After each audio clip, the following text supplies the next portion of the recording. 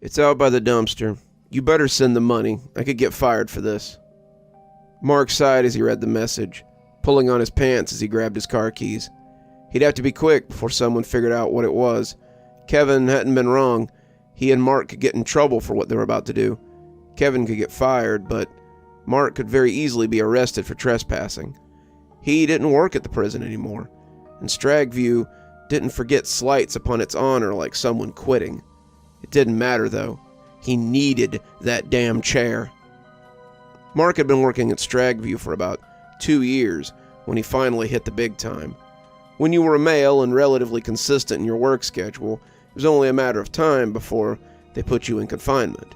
The show, as many of them called it, had 3 quads, one of them being permanently sealed off for some reason, and was the bustling hub of the prison. The 2 guards he worked with, Sergeant Martin and Officer Rack, were solid as well, and they quickly figured out that Mark was a whiz when it came to paperwork and computer stuff. Both the old-timers, his counterparts having 10+ years beyond the fence, were more about flipping cells and keeping down problems than signing forms and housing new arrivals. As such, Mark was left in the bubble most of the time to run the nerve center of the unit, while his new friends went to the floor for fun and games. Mark was pretty good at keeping it all between the ditches, and that was when he discovered his real passion. Mark had dabbled in writing for years, but something about being inside the epicenter of segregation really brought out the best in his writing. Mark found the process of bunking inmates to be pretty easy, and the paperwork was tedious, but not too complicated. He usually finished his work fairly early in the evening, which left him lots of time to hone his craft.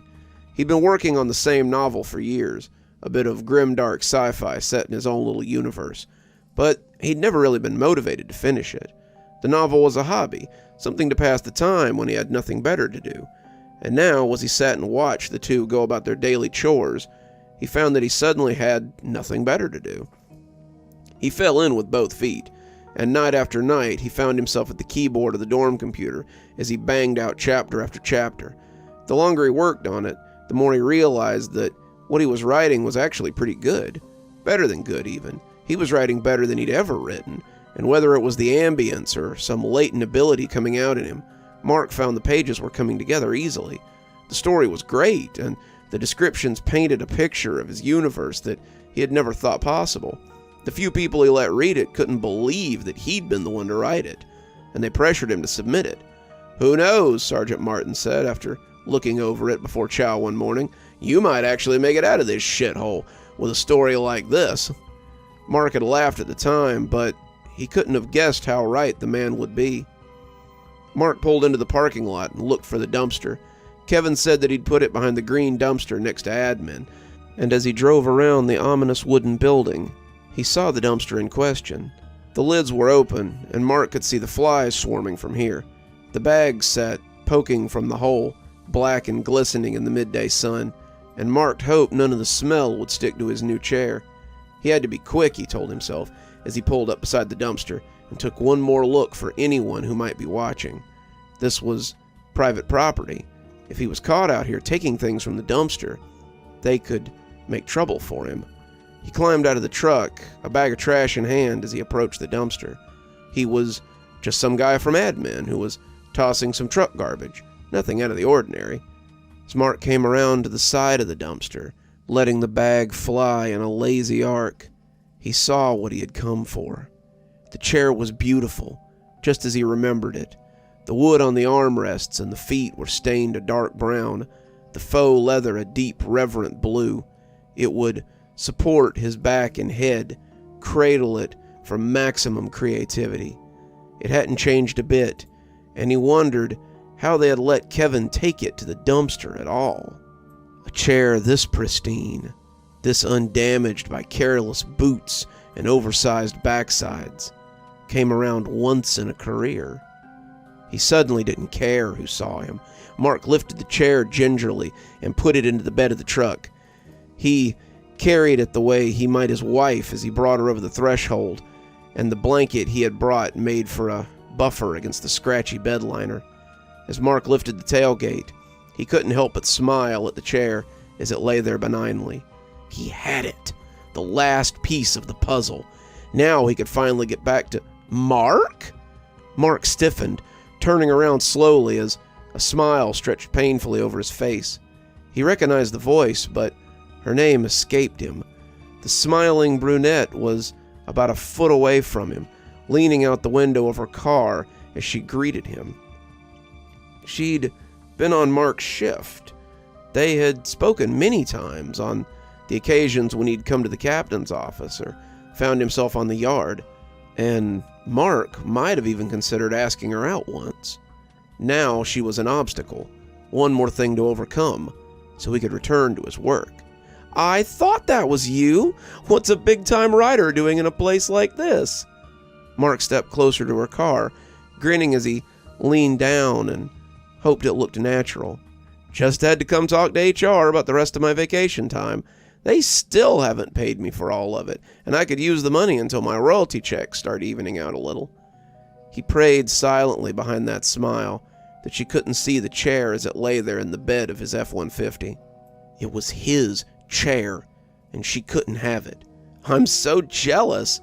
We're so short-handed that I doubt I'll ever even get to use any of my vacation time. How have you been?" Good. Just enjoying doing what I love," he said, his mind screaming behind that smile. He had to go. He had to get out of here. He had to get back to what mattered. He made a little more small talk before she realized that she was going to be late and told Mark that she would see him around. He turned to go, glad to be free of her, when she suddenly called his name and brought him back around. He was like an overclocked spring, ready to snap if she so much as mentioned the chair. She had to have seen it. How could she not? It was beautiful, it was captivating, and anyone who saw it would have to have it. He'd kill her right here if she made him. He needed that chair. He'd snap her neck as she hung out the window if she... "Could you sign this for me?" she asked, taking a copy of his book off the passenger seat. "I'd been carrying it in the hopes I might see you around. It'd be great to have a signed copy." Mark sighed in relief, scratching his name on the inside cover before handing it back. He waved as she pulled off, wishing him well as she rolled towards the employee parking lot. She hadn't even found a spot before Mark was speeding out of the lot and back onto the road towards Kashmir. No more distractions. Mark had work to do. The book hadn't been an immediate success. No one had appeared to publish it. No fairy godmother had poofed into existence to make his dreams come true. Mark had shopped the novel around after proofing it for the 5th time and found someone willing to take a chance on a first-time writer. To their surprise, however, the novel had taken off after some shaky reception.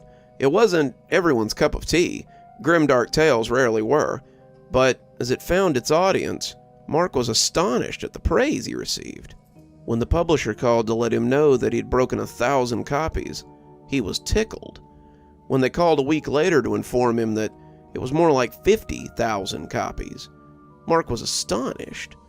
When he hit the New York Times bestseller list, he had taken a 2-week vacation so he could do a few interviews on some local TV spots. When his agent called him to let him know that Amazon was interested in a TV adaptation, Mark knew he had arrived. By then, Mark was already writing his resignation letter. He was thankful to the prison and what they had helped him accomplish, but he would need more time to focus on his work. Amazon was hoping for his take on a script that they were putting together, and there were already rumblings for a sequel. The show writers were interested in a chance of a sequel too, and Mark figured he better get writing one. He already started the first couple of chapters, and as he said goodbye to Stragview, he thought his life might truly be about to begin. 2 weeks later, as he sat in front of his brand new computer with nothing to show for it, he started to wonder what had gone wrong. Mark tried everything in his power, but the ideas just wouldn't come. He tried taking his laptop to different places. He tried consuming different kinds of media or music as he wrote. He tried immersing himself in different genres, but nothing brought the muse back. His editor was clamoring for new pages, but Mark couldn't give him what he wanted. The Amazon reps were complaining that his notes on the script were lacking too. They wanted big ideas, concepts for the show. But Mark couldn't come up with anything. The more he racked his brain, the less work he seemed to do. And the only conclusion he could come up with was The last time he had found good output was when he had worked at Stragview. Mark cast that idea aside, though. That couldn't be it. The prison was such a hectic environment, an unpredictable setting, couldn't possibly be conducive to a productive writing environment. It had to be something else. That's how it all began. That was the start of the madness. He pulled his truck into the backyard and came to rest outside the large shed he had purchased. It was no humble storage shed, not by a long shot, and as he took the chair out of the bed of the truck, he felt giddy with anticipation. This was it, the final piece, the last thing he needed to make everything perfect. As the door came open, Mark looked once more upon the monstrosity he had created, and was proud. When he had contacted Kevin about getting some things, his old partner had been hesitant. Mark wanted pictures, layouts, specifics on brands of desks and computers, and Kevin had wanted to know why. Once Mark offered to pay him, though, the questions became a little less important.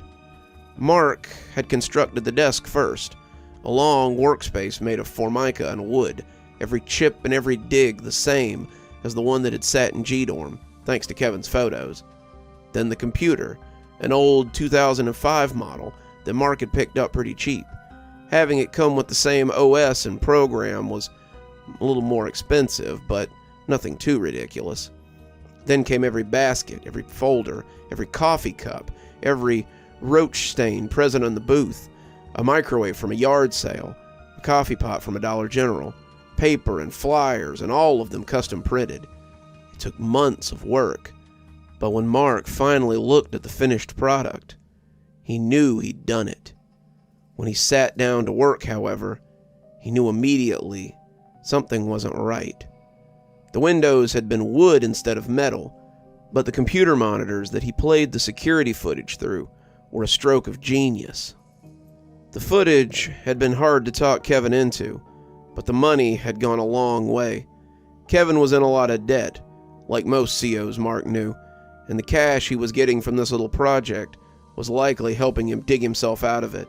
At least Mark hoped it was, but he really didn't care what Kevin wasted his money on. When the windows and the familiar views didn't help, that's when Mark realized what he needed. The chair was a piece of it, likely the most important, and as he sat down now, he felt sure this would be the moment he'd been waiting for. He booted up the computer, reveling in the old clicks and clacks that aged system made as it came up. He watched the inmates press their faces against the glass as Sergeant Martin and Kevin, Officer Rack, began their count for the day. He leaned back in the chair, closing his eyes as he soaked in the ambience, and knew that his moment had come. He opened Windows Office, selected a new document, and set to work. An hour later, he slammed his head against the desk and cried. The ideas wouldn't come. This had all been for nothing, an expensive nothing at all, and now he had nothing to show for it. He was sunk, finished, his candle quenched before its time. Quite an impressive setup you have here. He jumped as the voice wafted over him, and spun to find the warden leaning in the door of his shed. The warden was the last person he had expected to find here, and he stood up at attention before he could stop himself. The warden laughed, striding in as he took in the scene. He was such an odd creature, and the sight of him outside the walls of Stragview was a little alarming. The warden never left the compound. At least, Mark didn't think he had ever heard of him doing as much.